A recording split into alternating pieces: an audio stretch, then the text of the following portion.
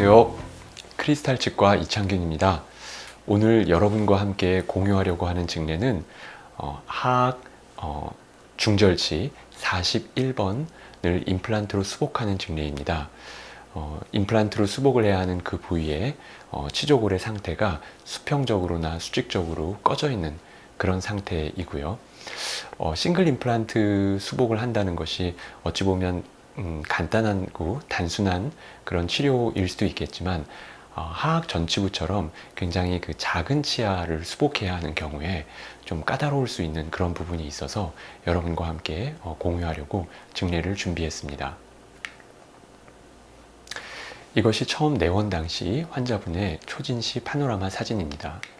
내원 당시 환자분의 나이는 71세였고 여성 환자분입니다. 전신적으로 볼 때 특별한 이상은 없는 분이셨고요. 치과적으로 보면 파노라마에서 보시면 알겠지만 상악 6전치가 롱스팬 브릿지로 수복이 되어 있는 상태셨고요. 상악 양측 구치부에 임플란트가 수복되어 있는데 그 임플란트 주변으로 치조골이 좀 소실되어 있는 그런 상태를 보였습니다. 환자분의 주소는 본인의 하악 전치, 앞니 하나가 많이 흔들려서 빼야 된다는 그런 이야기를 들었는데 정말 빼야 되는지 그걸 좀 알고 싶고 만약 빼야 한다면 이후에 어떻게 치료하는지 궁금하다, 그런 내용을 주소로 내원을 하신 것이었습니다. 환자분의 주소에 해당하는 그 치아에 대한 군의 방사선 사진을 찍어 보았을 때 파노라마에서도 어느 정도 예상이 됐지만 41번 치아의 치조골이 매우 많이 소실되어 있는 것을 볼 수가 있습니다.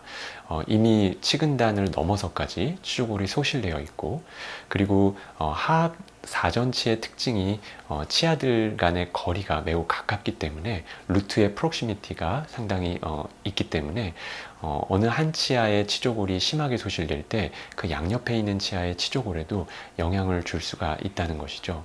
그래서 41번 치아의 옆에 있는 31번 치아의 근심면도 치조골이 좀 소실되어 있는 것을 확인할 수 있고요.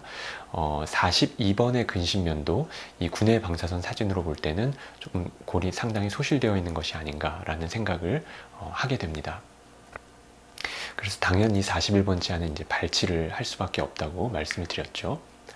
이 환자분의 전반적인 상태의 어떤 문제들을 한번 열거해 보면 환자분의 주소에 해당하는 41번은 3도의 동요도를 보이고 치근단 넘어서까지 치조골이 소실되어 있기 때문에 호플리스하다고 판단하여 발치를 계획하였고요.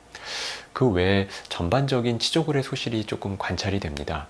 하지만 환자분이 71세의 그 나이라는 그 고령의 환자분인 것을 고려해 볼 때 치조골의 소실 정도가 그렇게 심한 편은 아닙니다.